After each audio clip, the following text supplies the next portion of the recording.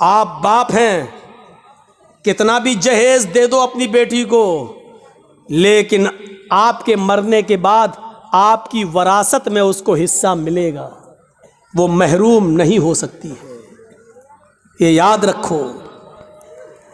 باپ کی وراثت میں سے بھی حصہ ملے گا۔ شادی کے بعد اگر اس کا شوہر مر گیا تو شوہر کی وراثت میں سے بھی اس کو حصہ ملے گا۔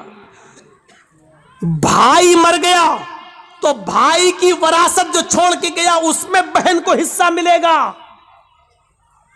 آپ غور کر رہے ہیں؟ غور کیجئے۔ اور بیٹا اگر مر گیا تو بیٹے کی وراثت میں سے بھی، ماں اگر زندہ ہے تو ماں کو حصہ ملے گا۔ غور کیجئے کہ ایک عورت کی حیثیت اور عزت کیا ہے۔ جو لوگ کہتے ہیں کہ اللہ مولانا میرا باپ مر گئے ان کے لیے دعا کرنا، چاہے کتنے ملا مولویوں کو اپنے گھروں میں لے کے چلے جاؤ اور دعائیں کروا لو کہ اللہ میرے باپ کو بخش دے، اللہ اس کے باپ کی دعا مغفرت فرما دے، اگر آپ کے باپ کے مرنے کے بعد اگر باپ کی وراثت میں سے باپ کی بیٹی یعنی آپ نے اپنی بہن کو حصہ نہیں دیا، باپ کی مغفرت نہیں ہوگی۔ یاد رکھیے، ملا مولوی دعا کر کر کے مر کیوں نہ جائیں، باپ کی مغفرت نہیں ہوگی، چاہے کتنی دعا کرا لو۔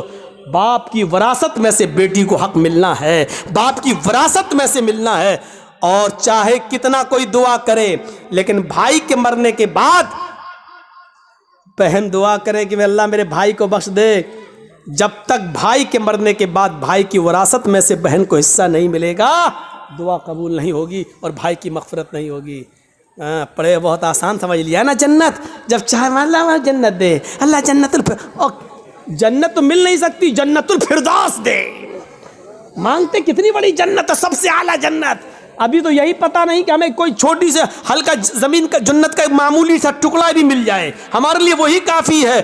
وہ تو جنت الفردوس، اور حالات یہ ہیں کہ بیٹیوں کا حق مارے ہوئے ہیں، بہنوں کا حق مارے ہوئے ہیں، بہنوں کا حق مارے ہوئے ہیں۔ حالت یہ ہے ہماری، جہیز دے کر آپ ذمہ داری سے سبکدوش نہیں ہو جائیں گے، ذمہ داری سے بچ نہیں پائیں گے، آپ کو حصہ دینا پڑے گا، آپ کو حق دینا پڑے گا۔ یہ ایمان کی اسپرٹ تھی، ایمان کی طاقت تھی۔ آئیے ایک اور زبردست ایک نقشہ کھینچ کر آپ کو بتاتا ہوں، دیکھیے ایمان کیا